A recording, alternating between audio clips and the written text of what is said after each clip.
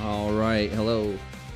Hello, everybody. Welcome back to the Think Sacred podcast. My name is Zach, and I am here with my father, Phil. And if you're new to the podcast, what we do is we have conversations, literally open conversations where we kind of just let them flow as we see fit. And usually one of us takes up a more philosophical viewpoint, another one takes a more theological viewpoint, and so that's why it's called Think Sacred. And today we were going to continue off of what we did on last podcast. I want to bring up again, and I brought this up in a little bit parts before, and we'll see just kind of where it leads, but the idea that ignorance or innocence, you know what I mean? Like, how ignorant or innocent are we? How much do we really know, especially in comparative to the way, God views the universe and the world and everything like that. Before we get into that, though, we do have one comment, which I thought was kind of funny. So this is on one of our shorts where you're talking, Phil, you're talking about the like art and like art for art's sake and how that can be good, and sometimes art that evokes emotion is good and things like that. So the guy says, this is from John. He says, when I leave my clothes on the floor, it invokes emotion on my wife. Now I can call it art. I thought that was cute. It was pretty good. Do you want me to comment on that? That's between you and your wife. Yeah. So and I won't even go there. Well, you could imagine you were just watching a video. Do you know what I think they call it active art? Do you know what that is? Oh, it's when your wife backhands you. Where you what? When your wife backhands you because you left your clothes on the floor.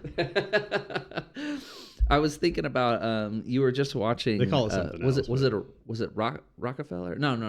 Who you're watching? You're watching art documentary. Remember just the other day on the guy that makes like the tin can soup, stuff, and the people from like the 50s or whatever.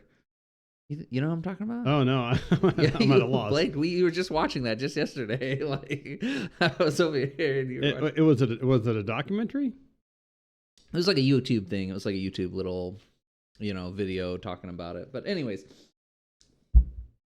art's cool. No. All right. So let's get back. Maybe they call it interactive art, something like interactive. I don't know. I mean, I find some of that stuff interesting too. I mean, acting, or you could make a piece, I guess, where you make some, like a messy bedroom or something like that, and like make that as either as a painting or picture or something like that. That could evoke some emotion in some people. No, anyways, it could. I mean, there's art. There's all sorts of art out there. You know what I mean? When it comes to 2D or 3D art, you know what I mean, and what people do with it. Yeah. I mean, sometimes I'm not saying I like one over the other per se, but I guess I'm not drawn to art that tries to make a straightforward statement. You know what I mean? Where you look at the art and you go, they obviously don't like this, or they really like this. You know what I mean? Like, you know what I mean? Where that is the center of the piece. You know what I mean? It's like, okay, I mean, that's fine. You have your opinion and you're trying to throw it out there in the art, and you're not trying to be subtle about it. I mean, then for me, you better be the best artist if you're going to do that. You know what I mean? And not just try to have the subject matter speak for the art. Yeah. Well, I was going to say, I think that's called propaganda, right? Isn't that what propaganda is? I guess I wasn't thinking along those terms, but it's more. Yeah, I know. It's just if you're asking me, in my opinion about art, I mean, I just kind of shrug my shoulders and stuff like that. I want you to sometimes just have the piece speak for itself, as best you can, without trying to throw me in a certain direction on purpose. Draw me in that direction by the piece. Don't throw me in a direction and give me no other option, because basically it's just not as appealing to me, whether I agree with that or not. Yeah. Yeah, that's really interesting. All right, so yeah, let me transition over to what we were talking about last time. So, I mean, we had talked about, how much do intentions matter? Okay, there we go. Yeah. Yeah, and actually, it's funny. I ended up seeing some stuff online where basically some people were making the argument that intentions don't matter at all. You Mm-hmm. know what I mean? Which is interesting. I mean, it was kind of the conclusion that you came to, or at least you were leaning more towards the intentions don't matter as much. You know what I mean, as we think they do, or sometimes. Yeah. Um, but then we had hit a little crossroads, and we kind of bypassed it, a tangent that we could have went down, which was about innocence, right? Like or not knowing. I mean ignorance, I guess, in a way. But I mean, I guess that word ignorance kind of implies that the person is like purposely doing it, like purposely being stupid or something, or purposely ignoring the facts or something like that. But once again, with my arguments, I usually make, I'm trying to give the benefit of the doubt to the person and put them in the best light possible, right? So if a person is legitimately, like they just don't know, they just are completely ignorant or innocent in just their thinking and everything. I mean, how is it that in Christianity we would say that that person is still responsible for what he does? You know what I'm saying? No, I do, but how do you know that they are though? I mean, we're Once making again, we're I'm making the just assumption. the I think sometimes we make the assumption that people don't know better. You know what I mean? So you have a couple things that you're talking about. One is do people know better, right? Do people truly know better? Can they actually just say, "Yeah, I didn't know better," and we go, "Okay, I get it." You know what I mean? That's one thing. The second thing has to do with intent. With intent. I'm going to on the intent piece. Um, I'm definitely continuing to lean toward intent does not matter, right? yeah, yeah, yeah. On that piece. Now whether people know better or not, I mean, it's funny that you say that because I was, and not because of this discussion, but I started my own studies in Romans, and it's interesting the first 3 chapters how Paul kind of talks about not knowing per se. He doesn't really talk about not knowing. He just says basically it's the difference between when we want to say there's a difference between, think of it this way. This is the way I'm reading it, at least, right? And Paul is doing it as a theologian, but also kind of someone who understands law, right? Yeah, yeah, yeah. And he's talking about the Gentiles don't have the law, they don't have the Torah, the written law, right? Yeah. They don't have the written law. Let's just assume that they don't have it, they don't know it, they have nothing to do with it. And then you have the Jews who have the law. Paul's argument in the first 3 chapters is actually the first 2 chapters. I just started 3, I think, but his argument, he starts building a foundation for whether you're a Gentile who doesn't have the Torah, or you are, well, especially if you're a Jew who does, you're both lawbreakers. You know what I mean? Now, in other words, if you're a lawbreaker, I think the assumption is you'd have to make from God's perspective is that you're guilty and you're not innocent, right? But what does he mean by being a lawbreaker? It talks about, yeah, that was literally my next question. Yeah, what do you mean by being a lawbreaker? Yeah, well, so in the example Paul uses, one of them is he basically says you're a law. The way that he puts it forward is that on the Gentile side, right? On the other side, I think it's clearer to see. So let me just flip it and just talk about the Gentiles who don't have stuff in front of them. How can Paul say that they are lawbreakers as well, right? Well, he says they're lawbreakers. Well, in the first because things are just self-evident, right? In the first chapter, but also in the second chapter, they're lawbreakers because they put and we could be talking about society. He doesn't use the term society at all, But he's talking about individuals. We individuals are always judging. I don't care if you know the law or you don't know the law when it comes to the Torah. We're talking about the Mosaic law. Think about that.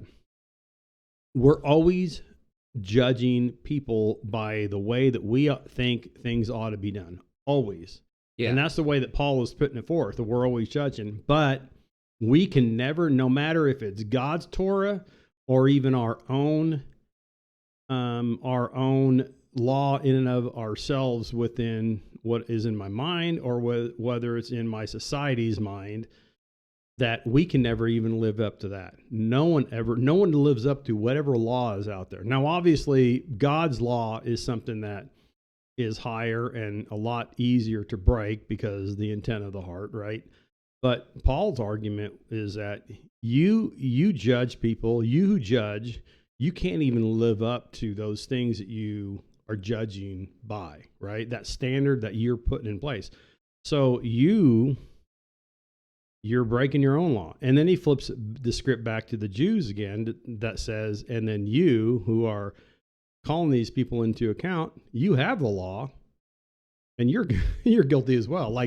And therefore he concludes it, actually not concludes it, but in chapter 3, verse 23, it says, for all have sinned and fall short of the glory of God. So Paul is kind of weaving this thing in when it comes to whether you're Jew, whether you're Gentile, because remember in those days, they kind of had a strict, we could understand who the Jew is and Gentile, but in today's age, what would we say? We would say someone who knows what the Bible has to say and someone who has no clue what the Bible has to say. You're both guilty. You both know. You both put things in place that say, here's the standard and here's law, yet you can't even abide by those things that you think are, you ought to be following. Yeah. Okay. I get everything you're saying. And it's a very solid, viewpoint here. What I'm saying is, okay, so imagine somebody that has like a low IQ, has an IQ of 40 or something like that. Mm-hmm. Right? They don't have any concept of a law. They don't have any idea that there is a right or a wrong thing that I should or should not be doing or whatever, or that my actions have consequences that, move forward through time or something like that. Yeah. I mean, you get what I'm saying? I get what you're saying. A dog, you know what I mean? An animal, regardless of how smart the animal is, you know what I mean? You have the smartest chimpanzee or the smartest dog you know of, right? They just have no concept of a law at all. You know what I mean?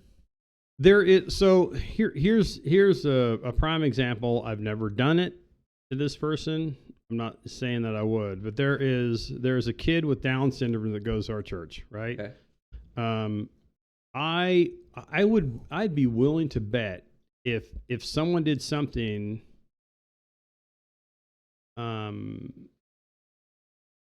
if someone did something against that person would be upset by it because he, who has Down syndrome, would think it was wrong, right?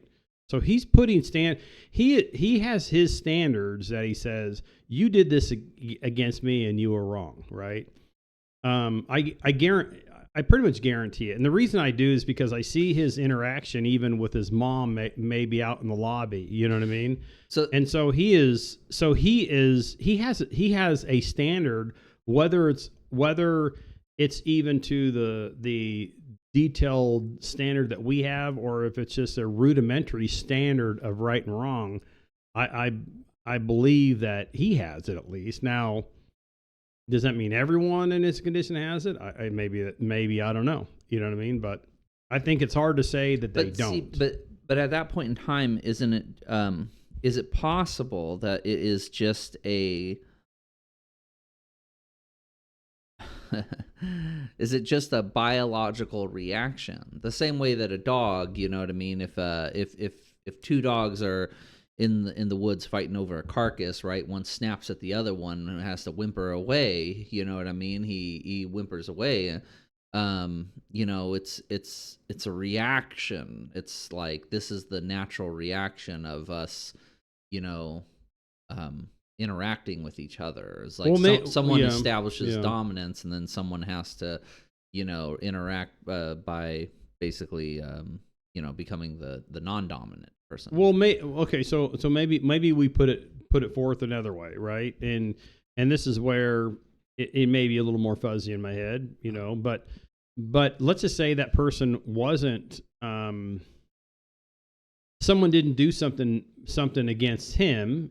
The person that had Down syndrome just saw two people interacting, for example, or whatever the case may be, or I can't even, I'm just using that as an example. He saw, he saw some interaction between two people out there in the church, out there in the world, whatever the case may be. I mean, I could be dead wrong, but I don't see how he is not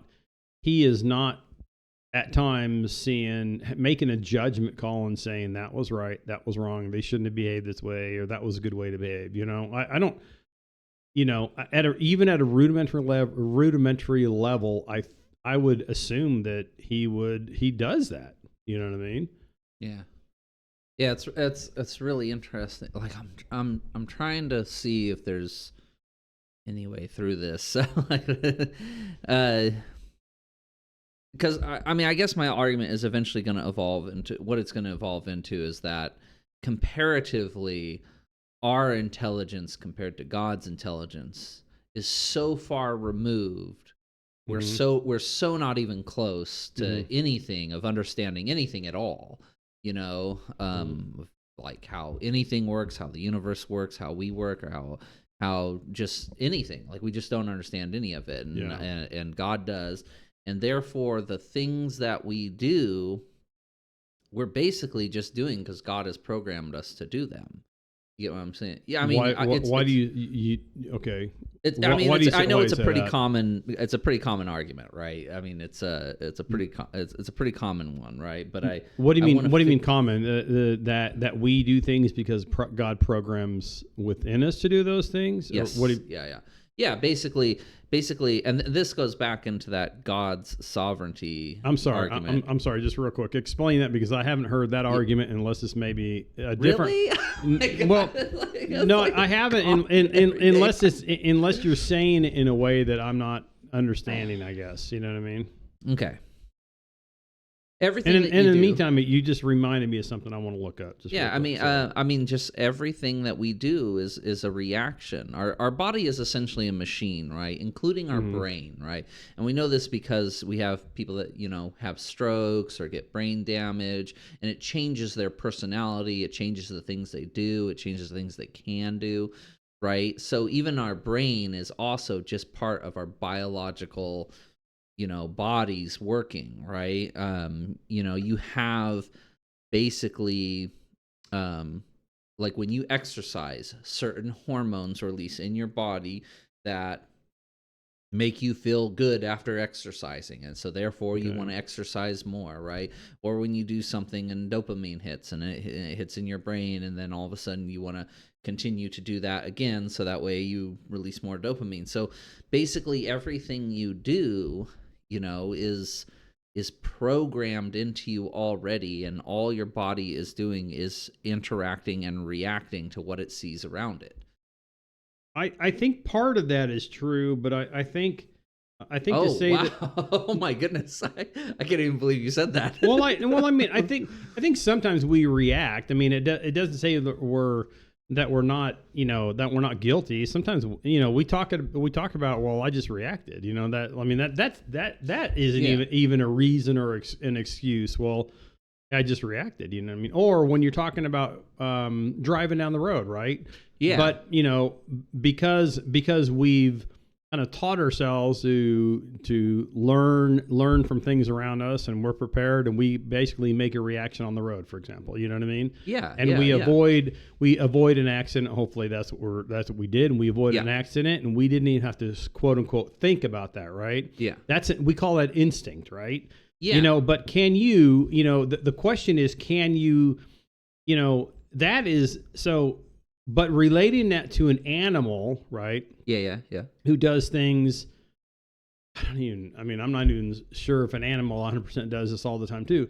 But if an animal does things out of instinct all the time, let's just use that. Say they do. I don't even know if they do. Animals we'll do these. It's like an animal out in the woods, not a pet, but animal a out in the woods. They're doing things out of instinct, right? Yeah. They're doing things out of instinct, right? Yeah. Do we do things out of instinct all the time? No. No. I mean, okay. We have a spirit and a soul that we're contending with, and we're trying to, trying to not relate it like to a biblical. I'm gonna go into the Bible in a bit about something, but but just to say more philosophically, right? We're not dealing with it I'm sorry.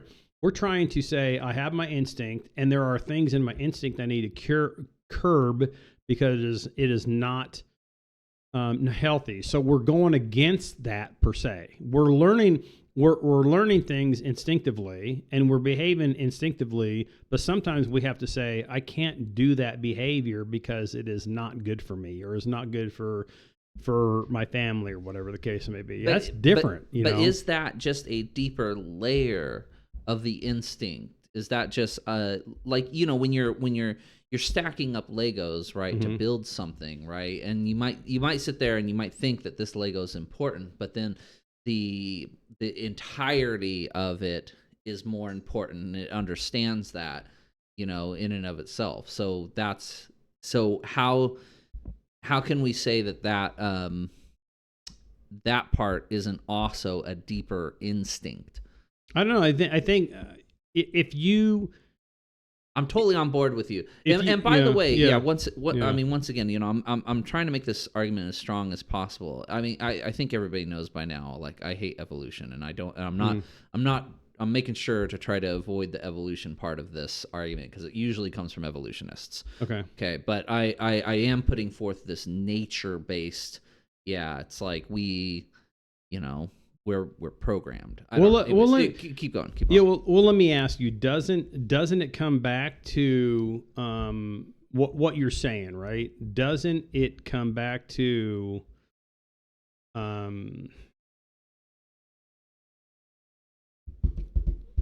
do I put it? God's sovereignty. Well, is the final place it goes to. The final place it goes to, if you just keep on going down that road as far as you can, God is ultimately sovereign, and we have no free will. You know what I'm saying? I get. Well, I think I've always tried to stay away from that, because I think both can be. Both God's sovereignty and our free will can basically interact and intersect in places that we just can't even comprehend. Yeah. So that's kind of the way I look at that, right? And I think that there's scriptural basis for both sides of it, right? Yeah. But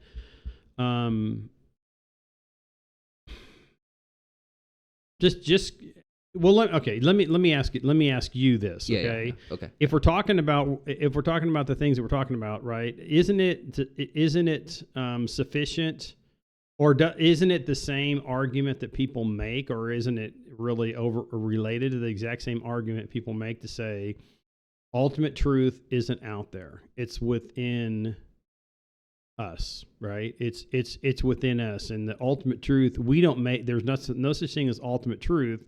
And we're making truths within these circumstances that we're living in, right? And we're reacting to what we think is ultimate truth based on circumstance, rather than a true ultimate truth outside of us. The extra knows argument, right? I think my argument, that nature argument, is ultimate truth, and I think the other arguments are arguments of illusion. Like you believe you have now. What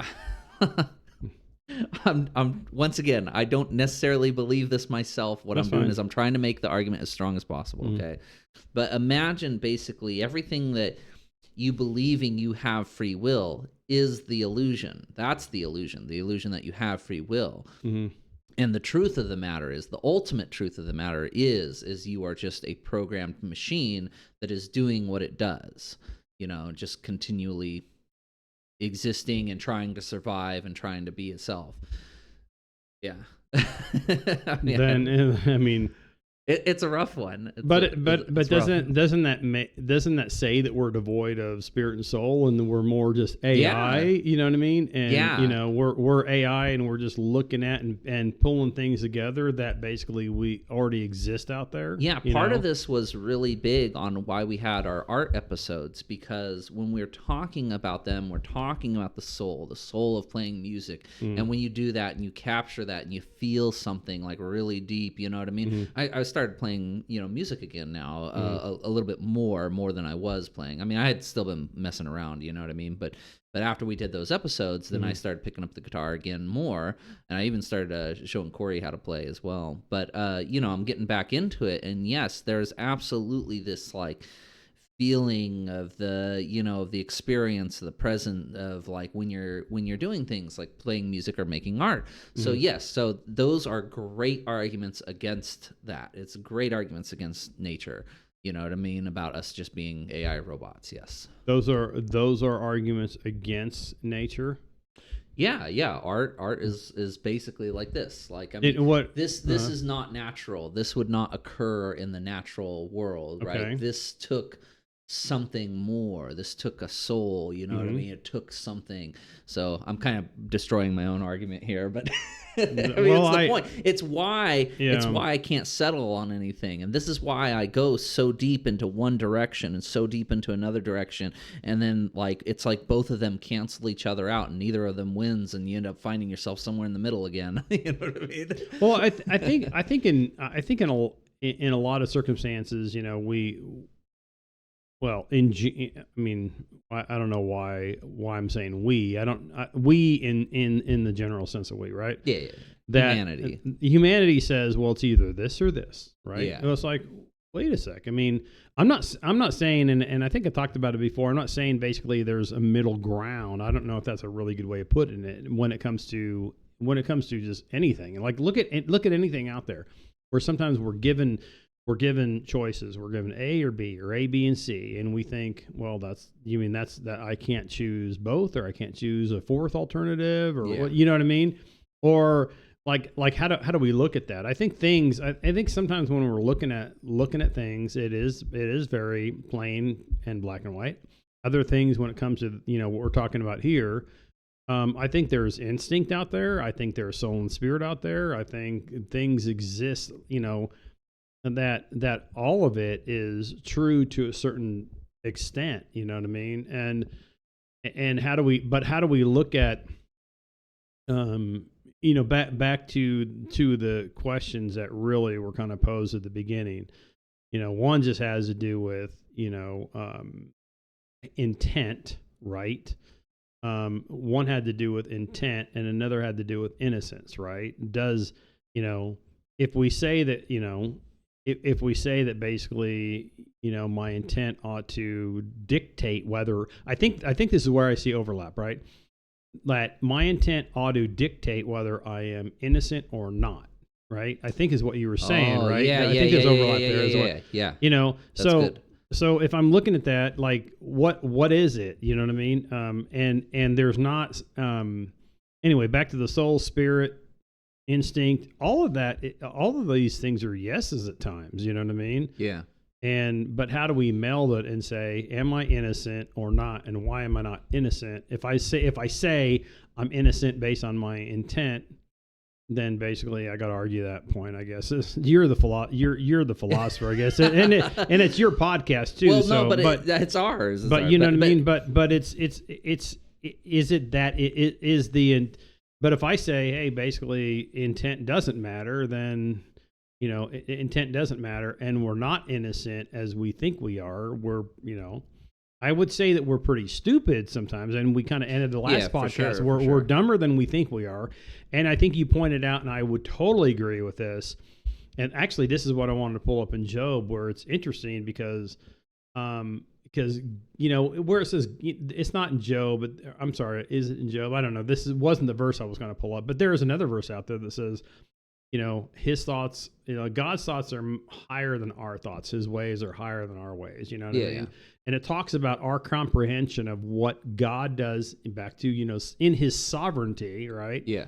How in the world can we even comprehend it? Job even asked a question in chapter 9 about like, we can't even comprehend what he is doing. And he's struggling with Job right here, is struggling with the fact that God set calamity on Job, and it was seemingly for absolutely no reason, because at the beginning of Job, it says, I think it said he was a devout and upright man. You know what I mean? Yeah. Well, wait a second. And you're allowing this stuff to happen. Yeah, you know and the conclusion in Job is that he was innocent, was innocent despite all the things happening to him. You know what I mean? Or I mean, as innocent as can be, right? He was basically, he was a great guy, and because his friends like say, well, you must have cursed God, or you must have done something wrong. You know what I mean? He's like, no, I didn't. You know what I mean? Well, I want to read. I want to read. Actually, it's Mom that's reading through Job, and I was actually going through a chapter with her today on that. But but it's anyway. Job is a great book too. Oh yeah. Side note on Job. And I'm not going to go there but I just want to say this because it really is a good lesson for us, and it's a hard lesson, right? We think we have the answers, right? Mm-hmm. Job, when his friends were silent, were the best friends. When his friends started speaking up, they actually were saying pretty dumb things. Yeah, you know what I mean? Yeah. When they thought that they knew why this was happening to him. Like, in other words, it wasn't anything about the sovereignty of God. It was about the way that Job, it was all about what Job had done to cause God to do this, right? Yeah. God can do it for whatever reason he wants. And he's allowed people that believed in him to be beheaded, and he's allowed people that don't believe in him to thrive and be billionaires. You know what I mean? Like, how do we make sense of that? Yeah, we don't. That's the point.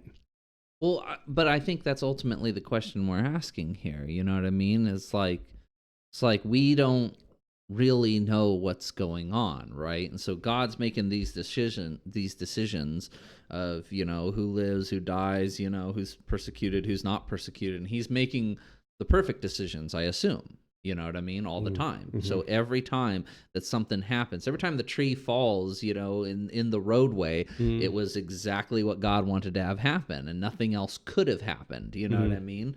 And so then I take that, talking about like a tree that has no consciousness, and then giving it now to animals that might have some sort of consciousness, and then you imply it again, you just build it up, and then you say to the next thing, to humans, well, now we're also in the same boat. You know what I mean? It's like, God really is controlling your hands, your fingers, how fast your hair grows, everything about you, what hormones release in your body at what point in time, you know what I mean? To draw you, to make you move or do this or whatever, you know what I mean? Yeah. So you see how that argument evolves into this, it evolves into this thing where it's like you have no... You have no free will. I don't know. Like I said, I have arguments against it, and like things like music and things like, I mean, just religion too in general, like is crazy. You know what I mean? It's like, where the heck do we even come to conclusions by the end of these podcasts? No, on anything. Okay, so a lot of times not. Okay. A lot of times we take up a general side of two different arguments. You know what I mean? But that's what drives my girlfriend nuts about me, right? Is I don't give her this final solid answer on one thing or another. You know what I mean? I mean, my most solid answer is really that if you want to know what I really, really, really ultimately believe, deep down inside, I don't know. Don't give it away, because we'll have to stop the podcast. It'll be like the final episode. No. I mean, the truth of it is I've told like I said to Corey on the podcast, is I said I don't really actually know if yesterday existed, right? I'm going to continue to believe that it did exist, but I cannot prove it, and so therefore I don't know if it does. And now, but I've told this to a coworker at my last work when she was actually asking, about religion. It's like, how do you decide, like what religion? And I said, I basically said, you know what I mean? If you had to bet, if on your deathbed, you know what I mean, some divine being appears before you and says, "Who's your God?" I said, "Your best answer is Jesus." I said, "That's your best answer," and I wouldn't say anything else. You know what I mean? And so, I mean, those are the only two things I really absolutely know. Other than that, I don't know anything else. You know what I mean? So let me throw this out there, and it's really two abstract thoughts, right? Yeah. But one, and this is probably a horrible human example, right? But we talked about God's sovereignty or free will, right? Maybe it's God has given us the body that we have, right? Yeah. But then we can actually stay healthy and be healthy in the ways that we know for the most part, right? Yeah. Science has told us if we eat a certain way and we exercise, if we exercise, basically we'll build muscle and we'll make sure that the organs within us will remain healthy as long as we can. We still are going to die because that's the lot of man, right? Yeah. Well, that's everything on the planet, even the planet itself. Eventually, everything in the universe dies. Oh yeah, and that's a whole different discussion about the fall and then the ultimate resolution to that to bring it back to the Garden of Eden at the end, right? So that's one thing to say. Maybe that's a horrible way of looking at sovereignty, God's free will, blah blah blah. I don't know. That's just it's just one way of looking at it from a human's perspective outside of the scriptures and what does scripture say, right? Actually, you reminded me of a really good Bible thing just a little bit ago. Ecclesiastes, right? Where he says there's a time for everything. Yep. There's a time for peace. There's a time for war. There's a time for this. Maybe all these things that we have, these both instincts, soul, spirit, and everything like that, maybe God has given them all of us to use at certain specific times. Like one thing I was talking about, with who I was talking about, but it's like things like fear, anger, they exist for a reason. They're there for a reason, and they at certain points in time they are useful. Oh my gosh! I mean, even in Job chapter 9, it talks about how God works. It's not really talking per se about that, but Job is asking a question, and it's obvious that that God is working in the affairs of man, right?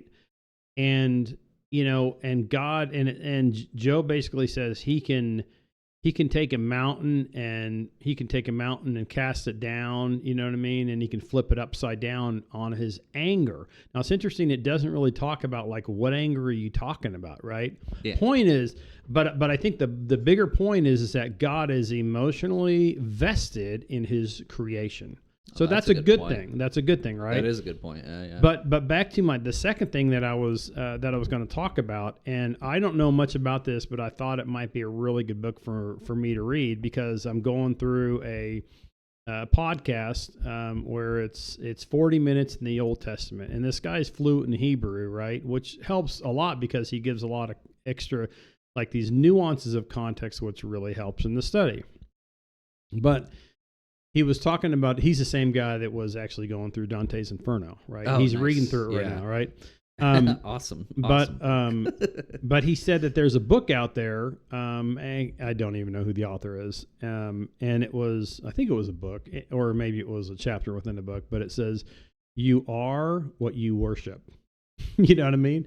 And then he explains it, and the reason he brings it up is because in Isaiah, there's a prophecy in Isaiah that talks about they will be hearing but never perceive. They will be hearing but never understanding. They will be seeing but never perceiving. Right? Yeah. And Jesus uses that in the New Testament, and we look at that and go, wow, that's interesting. It's as though God says, remember, God is sending. Did I say Jeremiah? Anyway, it's in Isaiah. If I said Jeremiah, I accidentally said that, But he's using it in Isaiah, And at the surface level, it's almost as though he's sending Isaiah out there to preach to the people. And in chapter 6, I think chapter 6 is where Isaiah says, "Here I am, use me." You know what I mean? Like, who will go for me? And he says, "Here I am." And then the angel takes tongs, takes the coal, dips it on his tongue. In other words, it's symbolic of you're cleansed. Like your sins are forgiven, therefore you can go out and do the things that I've asked you to do. But he didn't know what a baptism. Exactly. He didn't know what he was getting into. And I think it's funny because the commentator, and there's kind of a sidekick, and they were going through and they said, I don't know if he would have said yes if he understood what God was asking him to do, because he was asking him to go preach to people who weren't going to listen, period. Like, you know what I mean? But then we look at that verse that I mentioned, and we think that he's gonna, that it's that God has forced that to happen. Could be his sovereignty, I don't know. But the person going through the podcast was looking at that, and he was saying they have become like, if you think about idols in that way, like we think those idols see, but they don't see. You think they hear, but they don't hear. You know what I mean? Yeah. They have these idols that they carve, and they're not invested in their creation, even if they could create. It's the person that created the idol who has created the idol, not the idol itself, right? Yeah.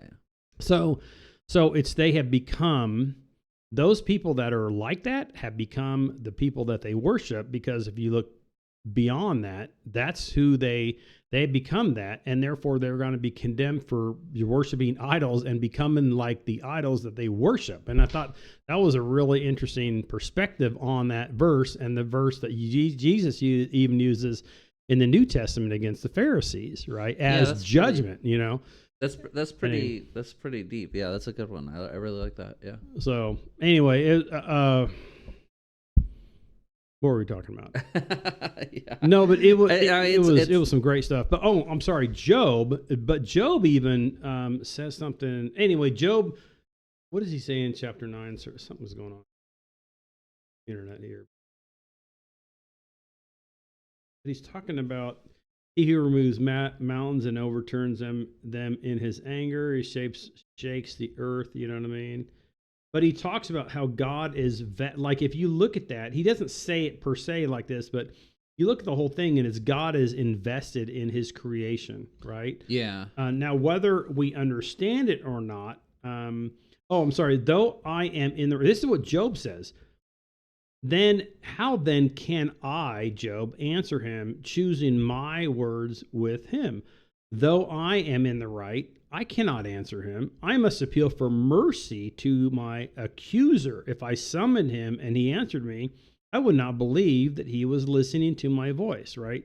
But Job is basically saying I can't even, for me to say that I'm innocent, for me to say that that even my intent was okay, I would argue even both those counts, and there's a lot of overlap because of what I said previously.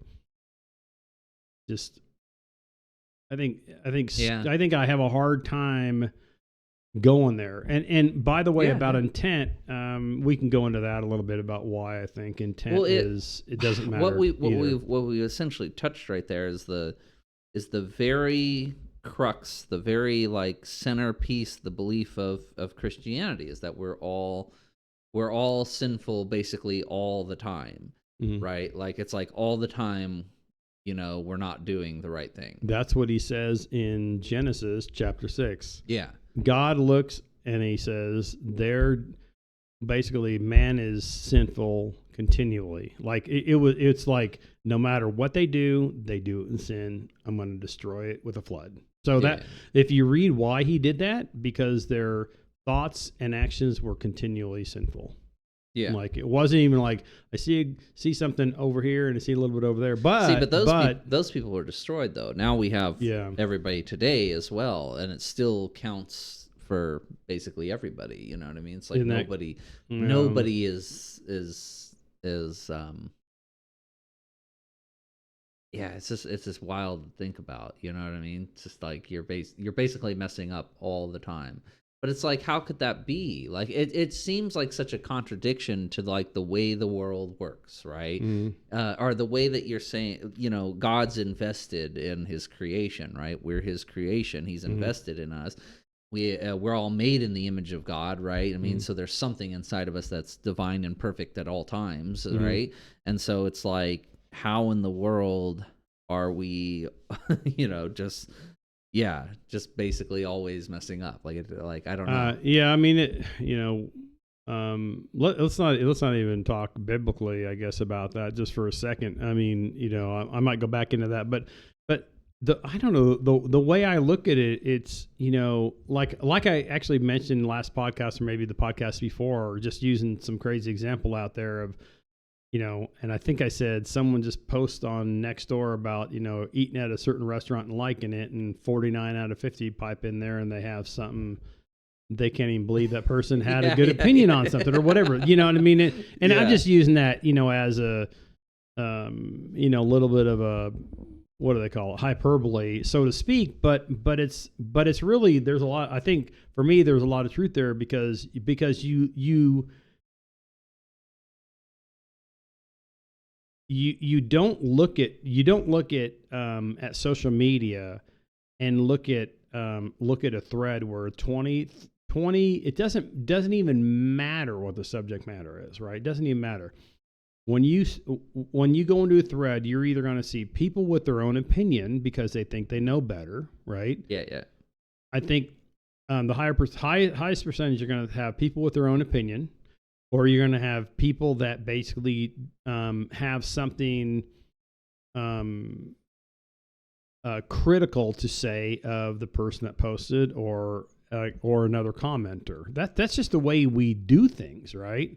Yeah, you know crazy. what I mean? You look at the light. It's absolutely crazy. But when God says our thoughts continually are evil all the time. Yeah. I mean, just think. I don't go down the road and drive. We talked about drive. I'm sorry, just real quick. Yeah. I don't go down the road and I go, oh man, and see a bad driver and think to myself, that person must be having a bad day. That's not the first thought that comes in my head. That's the point. You know what I mean? Yeah. The first thought that comes in my head is something bad about that person and how much they're a knucklehead. You know what I mean? And that's, and it goes out from there. You know what I mean? In terms of how our first instinct, sinful instinct, our first instinct is to make a judgment call on that person and to basically look at them in a bad light. Now, should we look at people in a better light? Yeah, but it is not something that comes to us instinctively. I'll get behind someone, and if they're driving bad, I'll be upset, and then as I pass them, I'll look and I'll see who they are. If it's like an old man or an old woman, I'll just be like, "Oh, I feel bad now." But if it's why in the world do they still have their license? Yeah. But if it's like a 25-year-old, man that like should, like he looks like he should know better, then I get really upset. Then I'm like, "Arr." You're passing judgment on that person. Yeah, no. Yeah. Anyways, I mean, it's wild. It really is like the deepest part and the crux of of Christianity. What we're talking about. It really is that part that I wish I could find a better explanation of why it is that way. You know what I mean? So that way when I talk to other people, I could tell them. Like I have a better explanation for it. Do you like the approach? Let's just say the approach, okay? Do you like Ray Comfort, his approach? And he uses for the most part, he uses law and then he uses gospel. He does, and he'll even explain it that way. Where I mean, the problem with the law is other civilizations have lasted just as long as the Israelites. The Chinese technically have lasted just as long as the Israelites, But think of it from an eternal perspective. So forget about how long they've lasted. You Yeah, know what I well, mean? the whole thing with like when you use the word law, you know what I mean? Like what we go back to, what does that mean? You know Mhm. what I mean? It's like in some societies it's okay to drink caffeine, in other ones it's not. You know what I mean? There are certain things you can eat or say or do, you know what I mean, that will get you condemned, you know, quickly. But there are things that you can do, like things we do here that they don't do over there. You know what I mean? Yeah, I think when it comes to law, so a couple things. So, in its rudimentary, we're talking the Ten Commandments. Above and beyond that are the different laws, maybe Mosaic laws. There's, I can't remember, 600 and something of them, whatever the case may be. Yeah. But if you look at if you look at it even more broadly, biblically, this is more biblically speaking. If you're looking at it more broadly, you're saying, what are those things that God requires of me? That's law. That's it. That's simple. What does God require of me? That's law. What is God given me that I can't do and can't do myself at all? And that's the gospel, right? What is he provided for me to have a way out of the things that I'm breaking all the time of the law? See, it's interesting how you just said that right there, because I got the second part. I didn't get the first part. Mm-hmm. You know, which is funny because It's I talk do to and you all done. the time Yeah. about how I really like the Old Testament, and that I have a little bit more trouble with the New Testament. You know, it comes to that kind of stuff. But when you just said that, all of a sudden I was on the opposite side. I was like, I understand what you just called gospel, and I didn't understand what you just called law. You know what I mean? Law is, I mean, there's another way to look at it is law is do. Gospel is done. Right?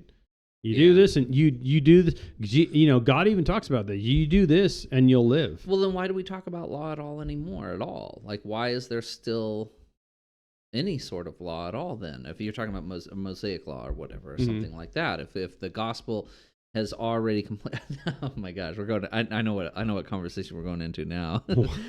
Where do you think I'm going to go with it? No.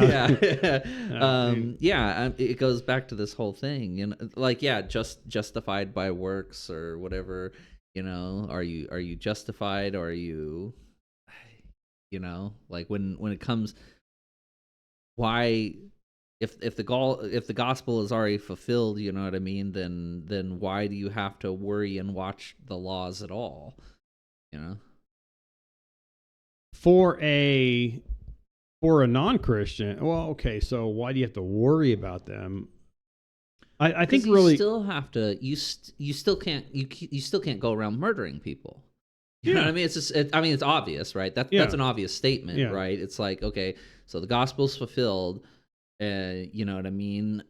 But I still can't go around murdering people. You know what I mean? So what is the point of the gospel? You still have to behave. You still have to behave appropriately. You know what I mean?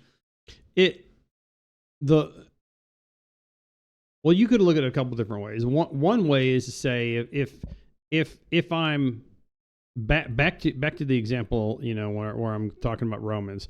If I know the law, know the written law, the Torah, the biblical law, or not, right? I basically, as a person, right, I have that, or I have basically a law that I made of myself because and that's the way that we operate. That's just the natural way we operate.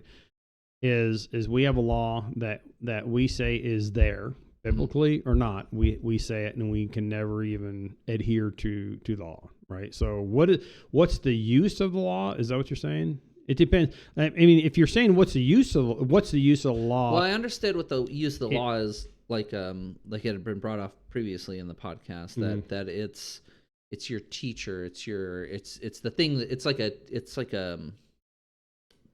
a guardian teacher that teaches you. You know what I mean? It would be part. The other thing, I'm sorry to interrupt you. The other thing I would say about the law, though, is it shows us our depravity. It should show us our depravity if we are looking soberly minded. You know what I mean? Yeah. If you aren't looking soberly minded, you're going to justify yourself no matter what. you're going to be breaking the law all day long, and someone else is going to be looking at you and going, it's pretty obvious they're breaking exactly what they're saying. But that person hopefully is not looking at it like that. They're actually looking at it with intent, and they're saying, how do I measure up to this law out there? And they say, I can't. There's nothing I can do. Now, if you pair that with there is a God who justifies, right? That if you pair it with only God can offer you justification, like I can't do good enough, then you have to then you pair it with the fact that, well, I've looked at the law, right? I've looked at the law that I have, right? And I realize I can't adhere to that law. And I know that before a righteous and holy God, right? Basically, I had to take off my sandals before I went to see him at the burning bush, and I couldn't even actually only see his backside, according to Moses. Yeah, right? that's up later on, yeah. Right? Or God cannot reveal his full glory, or you'll die in his presence, because he's so holy that you cannot do that. But how do you, if you're looking at it the right way, then basically you'll understand that you need God's. Only God can provide mercy, and you cannot make your way to God by yourself at all. Like there's nothing you can do. Why even try at all? Like if the only thing that matters, the only thing that you can rely on is the mercy or whatever. Why not try? What do you mean? I'm sorry. Why not try? Why try at all? Why try to adhere to the laws? Why not just throw them away and just do whatever you want? You know what I mean? Like why do we still try to adhere to them? I don't think we're trying to. Well, I don't think the right way for a Christian to live is to try to adhere to the law. You know what I mean? I should love my wife. I shouldn't commit adultery at all. You know what I mean? I shouldn't murder. I shouldn't steal. Those are. I'm not. Let me put it this way. I'm not doing. I'm not. If I am. If I'm saved, I'm not doing that for my justification. You're doing that because you want to do it. You're doing that because. Well, if I'm not saved and I'm trying to adhere to the law for my own justification, then I've missed the point. If I am saved, then I'm doing that. Then if I'm doing it because God has already saved me in his mercy, right? I'm just trying to do the things that God has asked me to do, and it's really that simple. So it doesn't become a burden. It becomes it's the law is burdensome for those who don't have God's mercy and know they're not following it. That is a burden. That is a big burden that they're heaping on themselves. And they don't have, when Jesus says, my yoke is easy and my burden is light, it's because he's taken it all away. He has done it. We haven't done anything. So I guess, I don't know if that's a very good answer as to why do we follow those things. It's because, what I had summed up from that is basically you do it because you want to do it, because you care about other people and you care, how you make them feel and how. Well, remember we things like that, because obviously if you have a wife and then you're coveting somebody else's wife or whatever, or something like that, and you're not honoring your wife, obviously that's going to hurt her feelings, and you don't want to do that because you love her. You know what I mean? So the same thing with all the rest of it. It's like I don't want to do that because, I care, and I don't want to do that. There is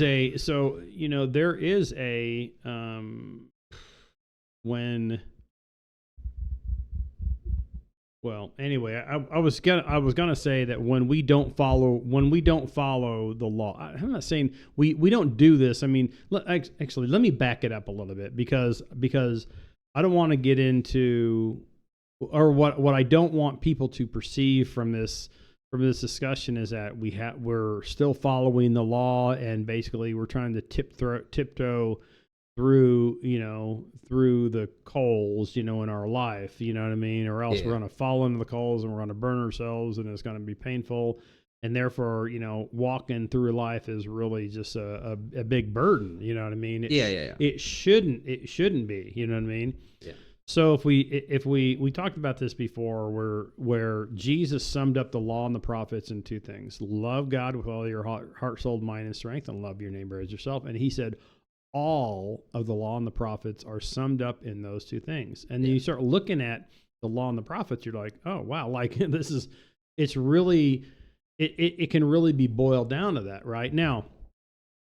So that's one thing, you know what I mean? But the other thing it says, when it talks about what does God require of me, so what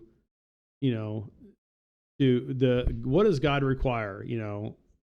He requires us to do justly. He requires us to love mercy, and he requires us to walk humbly, humbly with our God. That's what it says in Micah, right? Those are so. But does that negate all these other things we talked about? No, you know what I mean. I'm just saying that if we look at it, if we don't say, hey, there's 600 or something things that we have to abide by. If we look at it simplistically, it's not a burden because Jesus has already taken that burden from us. Therefore, we're not living that to gain our justification. We're living that way because that's the way God intended us to live.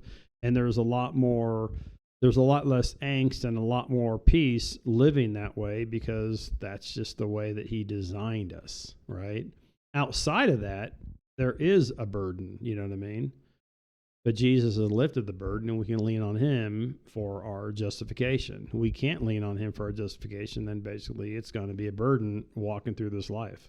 Yeah. Well, it's interesting. It's like when everybody is adhering and following basically the Bible or whatever when we're together and united in one and following, the things that they say in the Bible, it makes society better as well. You know what I mean? Because if everybody's caring for each other, everybody's loving each other, and nobody's, coveting anybody else's wife or something like that, then, everybody can trust each other. Everybody can have free trade and free speech and can talk, and we can all get along because we're all on the same side, you know what I mean, or so to speak. So it's funny how it just makes the world a better place too, just in general. It can. What I would, I mean, just think about it this way though. Think about Paul during Roman times, right? Yeah. And the fact that he was going out and preaching the gospel, right, to mainly the Gentiles, right? He was out there doing that, but he was coming up against opposition, and people mandating that he not speak the name of Jesus. Oh yeah. You know what I mean? And it's weird because there's nothing anyway. It is. So I guess my point is that I don't want people to think that by doing it makes us and society always better. It can make things more difficult for us, right? But again, it's back to, we talked about this before, where it's back to in the midst of us living here on earth, in the midst of opposition, in the midst of these what we think are headwinds, in the midst of the battle not against flesh and blood, but the battle that we have against principalities and powers, right? That Christians face. I would argue that non-Christians, the struggle that they have is the fact that they are burdened with sin. But other than that, the opposition, it's like it's a 8-lane highway just going down to it's all like the highway to hell. It's an 8-lane highway that everyone's on, and everyone's saying go for it. You know what I mean? They're cheering them on. Where the Christians come up against opposition, especially in a non-Christian society. Yeah. You know, I mean, there's opposition, but you can still have peace within that opposition. You know. Well, I had one last question. We'll probably wrap it up here soon, but you got me thinking while you were in the midst of that. Jonah, when he went to Nineveh Mm-hmm. and he preached to them, did he preach a version of the gospel to them? What did he preach to them? What did he preach to them? Yeah, once you and I speculate a lot on the Jonah story because we love it so much. You know what I mean? And I'm saying, but is it possible that like what he basically preached was a version of mercy of some kind? You know, it's like, hey, you guys have really screwed up here. This is really bad. But God is forgiving, and God is merciful. Change your ways. And God, you know what I mean? It's really it's turn or burn. No, it's turn to God. It's turn to God or else. Really, what he preached? You know what I mean? Yeah. Now we could guess. Yeah, was it brimstone and fire? Like you know how you got those Baptist preachers in the corner of LA that are just standing on a box and just yelling. It's like, you're all going to hell. You know what I mean? Like one of those preachers, or was he, or like, I don't know. It's interesting because he's supposed to be a shadow of Jesus, in a way, right? Well, think about, oh my gosh, yeah, we could talk about that. Think about John the Baptist. You know what I mean? Yeah. Think about the prophets of old, and John the Baptist was the last of the prophets, right? Yeah. There's no prophets today, right? Just biblically speaking, Wait a minute now, I can't be a prophet. No. Just think of it this way. They didn't retire to a massive house in Florida. Yeah. You know what I mean? Back then, they usually were killed for what they said. So, but the prophets, they didn't fly around on jets. The prophets of the day, have nice Armani suits and whatever. I don't know, $1,000 shoes, $1,200 tennis shoes. But anyway, I forgot what I was going to say. But think about John the Baptist though. John the Baptist, he's like, you brood of vipers. You think that the axe is ready to cut you off. The axe is right at the base of the tree, ready to cut you off. You know what I mean? Produce fruit in keeping with repentance. You know what I mean? And so he seemed like just it seemed like he was uptight. I know I'm just kidding. I mean, I don't mean uptight, but he seemed a little bit fire and brimstone, I guess. Yeah, you know what I mean? Yeah. I think the prophets of the Old Testament were basically fire and brimstone. I don't think it necessarily comes to that in today's preaching, or it has to come to that. I'm not saying it's good or bad. Yeah. But a lot of times what I've seen a lot of times with fire and brimstone teaching is that they don't offer law and gospel, kind of together. They don't do a good job of that. And a lot of fire and brimstone teaching is, to be honest with you, when you start listening to it, you either have, the one side of preaching where, God is love and everything is going to be great and dandy if you follow him on earth. That's a work-based salvation. Yeah. Or you have the fire and brimstone where the preacher's trying to tell you how to live in order to obtain God's mercy. That's a works-based salvation too. Both sides are like that. You know what I mean? And you can't, and both of them have that works-based salvation a lot of times. You know what I mean? So I don't even know what your initial question was. Yeah, what do you even do with that though? Well, just even knowing that both sides are wrong. Well, I would just say here's my point is whether it's fire and brimstone, whether it feels that way, whether it is that way or not, it's just coming down to what is being preached. Is it biblical or not? You know what I mean? If it's hey, you have sinned and fallen short of the glory of God, but basically God in his mercy has offered the sacrifice that you cannot obtain yourself. Then we're starting to talk about understanding the depravity, your depravity, and God's mercy. Okay, I can live with that.